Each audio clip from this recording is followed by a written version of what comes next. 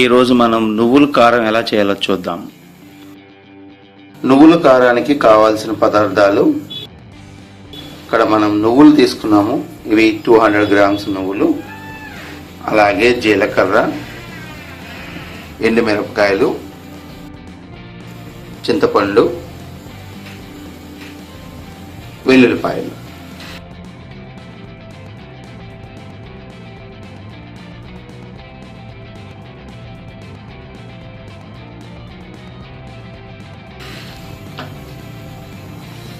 జీలకర్ర దాదాపుగా 2 table spoons తీసుకున్నాము.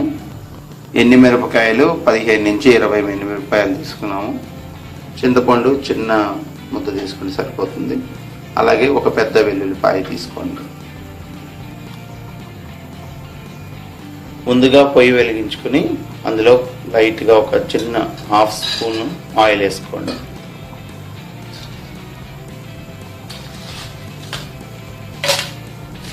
ఇప్పుడు అందులో ఎండుమిరపకాయలు యాడ్ చేసుకోండి.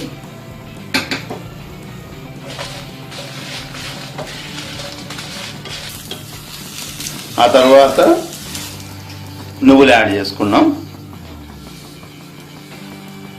జీలకర్ర, నువ్వులు జీలకర్ర యాడ్ చేసుకోండి. చిన్న మంట పెట్టుకోండి, అది పెద్ద మంట పెట్టుకోవద్దు.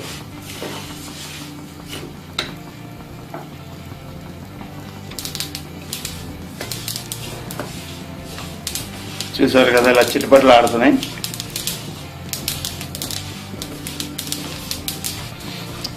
సో ఎగిపోయినాయి. ఇప్పుడు చింతపండు అందులో యాడ్ చేస్తున్నాం.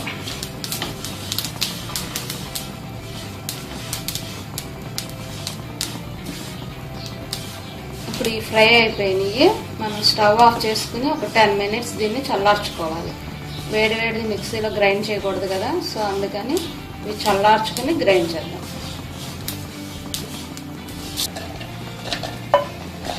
సో ఇప్పుడు ఈ మిరపకాయల్ని మనం మిక్సీలో యాడ్ చేసుకుంటున్నాం.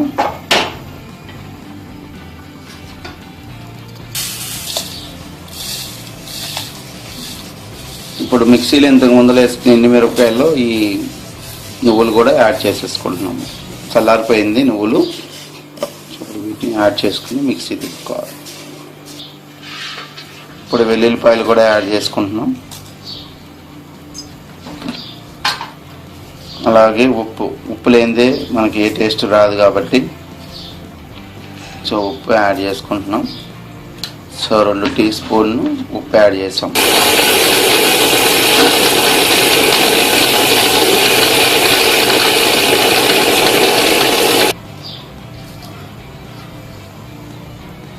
సో గుమగుమలాడే స్మెల్ వచ్చేస్తుంది, మంచి స్మెల్.